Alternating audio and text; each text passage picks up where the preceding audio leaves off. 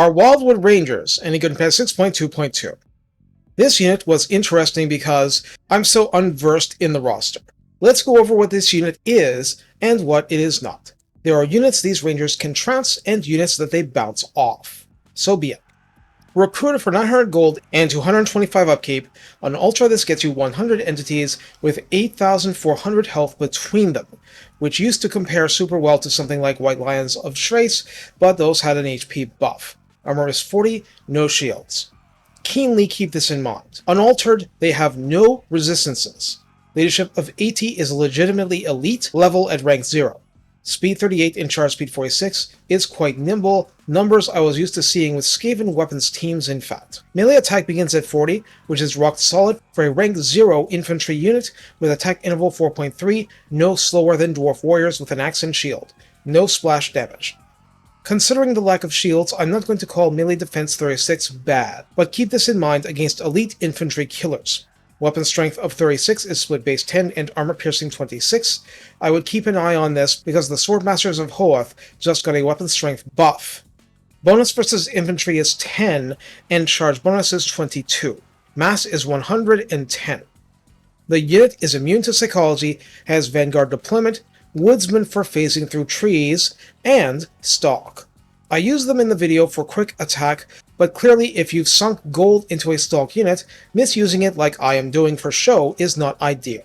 Finally, their passive, Guardian of the Wildwood, is activated if an enemy terror-causing unit is within range, giving them plus 10 melee attack and plus 25% to base and AP melee damage, and that range is a 55-meter bubble around the unit. In the Redland skills, 3 pips of Swinging Boughs grants melee attack plus 6 and melee defense plus 6, and this unit can really use both to be even more effective in combat.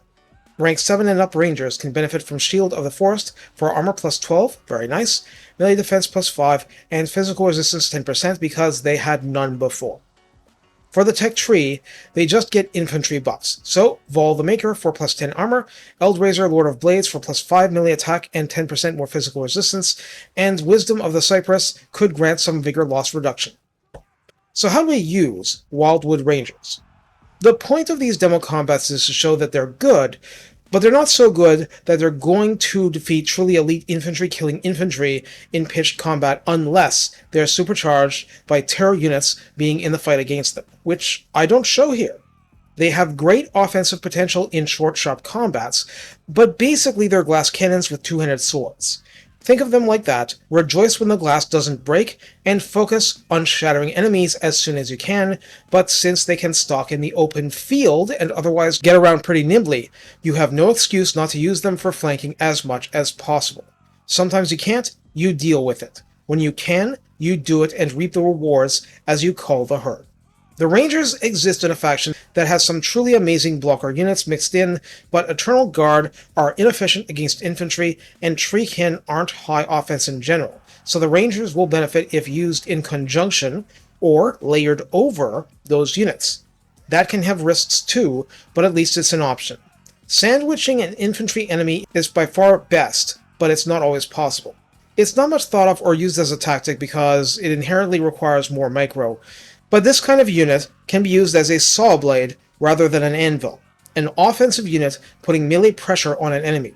Instead of a hammer, you can do missile flanking to debuff that morale and somehow, some way, break that foe faster by combining the damage and the morale penalties. The idea is to break the foe shockingly fast so that despite lower defense than Phoenix Guard, you're suffering relatively few casualties with the Rangers per battle.